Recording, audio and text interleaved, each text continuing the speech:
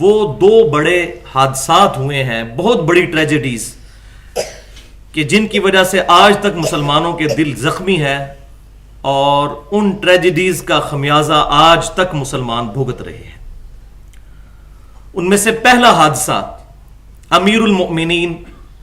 سیدنا و مولانا و محبوبنا خلیفۃ المسلمین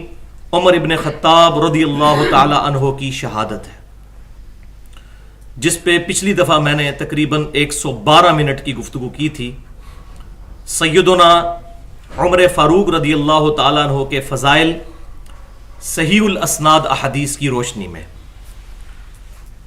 اور مسئلہ نمبر 65 کے نام سے ہماری جو ویب سائٹ ہے ahlsunnatpak.com، اس پر وہ لیکچر اپلوڈ ہو چکا ہے تھرو ہمارا جو یوٹیوب کا چینل ہے 720085۔ اور اس درس کے حوالے سے ایک کلیریفیکیشن آج میں شروع میں ہی کر دوں کہ فرقہ واریت کی لعنت نے ایک اور جو گل کھلایا ہے وہ شہادت عمر کے حوالے سے۔ میں نے بھی اس میں غلطی سے یہ بیان کیا کہ سیدنا عمر کی شہادت یکم محرم کو ہوئی، حالانکہ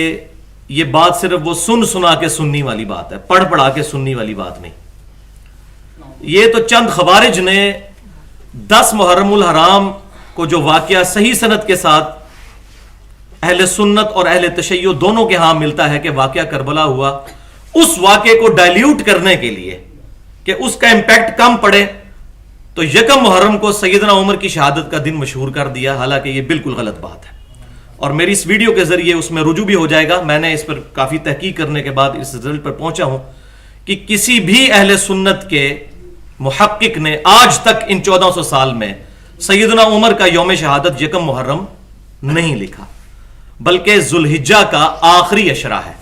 اور موسٹ پروبیبل اس میں وہ 28 یا 29 ذوالحجہ ہے، 23 ہجری،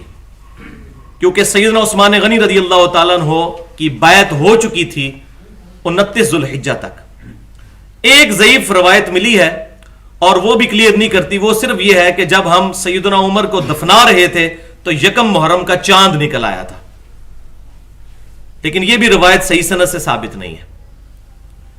اور یہ اگر ثابت بھی ہو جائے تب بھی اس میں یکم محرم شہادت نہیں ثابت ہوتی ہے، دفنانا ثابت ہوتا ہے۔ تو بہرحال جو صحیح سند کے ساتھ ہے، اسود الغابہ ایک کتاب ہے اہل سنت کی مشہور کتاب، 8000 صحابہ کرام علیہم رضوان کے حالات زندگی اس پر جمع کیے۔ اہل سنت کے بہت بڑے امام ہیں، امام ابن اسیر رحمۃ اللہ علیہ، المتوفا 630 ہجری، انہوں نے بھی یہی بحث کی ہے کہ سیدنا عمر فاروق رضی اللہ تعالیٰ عنہ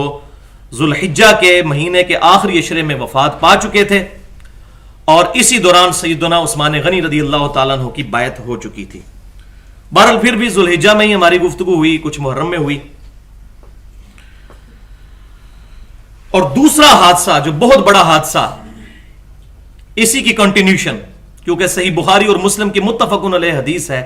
کہ میری امت اور فتنوں کے درمیان دروازہ عمر ہے، جب یہ دروازہ توڑ دیا جائے گا تو میری امت پر وہ فتنے شروع ہو جائیں گے کہ جن کا وعدہ کیا گیا ہے، جن کی خبریں نبی صلی اللہ علیہ وسلم کو دی گئیں۔ تو سیدنا عمر فاروق رضی اللہ تعالیٰ عنہ کی شہادت کے بعد یہ واقعہ کربلا ہوا